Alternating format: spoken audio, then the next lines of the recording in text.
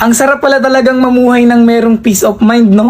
Yung tipong kahit anong marinig mo, kahit anong sabihin nila sa'yo, ay wala ka nang pakialam. Isa sa mga natutunan ko para magkaroon ng peace of mind sa sarili ko ay wag nang patulan yung mga bagay na hindi naman na dapat pinapatulan. Wag mo nang pansinin yung mga hindi naman dapat pansinin. Lalo na yung mga bagay na alam mong hindi naman makakatulong sa sarili mo kapag nagpaliwanag ka pa, kapag ipinaglaban mo pa yung hindi naman na dapat pinaglalaban. Ikaw na nanonood, kung gusto mo ng peace of mind, sarili mo lang din ang makapagbibigay ng peace of mind. Sarili mo lang ang hindi na dapat papatol sa mga bagay na hindi na dapat patulan. Sarili mo lang yung makapagbibigay na hindi na dapat pansinin yung mga nagpapapansin. Deadmahin mo na lang yung nasa paligid mo. Di mo naman kailangan ng opinion ng iba at hindi mo kailangang magpa-apekto sa kanila dahil naniniwala pa rin ako na ikaw at ikaw lang din talaga ang makakatupad ng mga bagay na gusto mo. Maniwala ka sa sarili mo, sabayan mo ng paniniwala sa taas at huwag ka makinig sa mga negatibong komento ng ibang tao na hindi makakatulong sa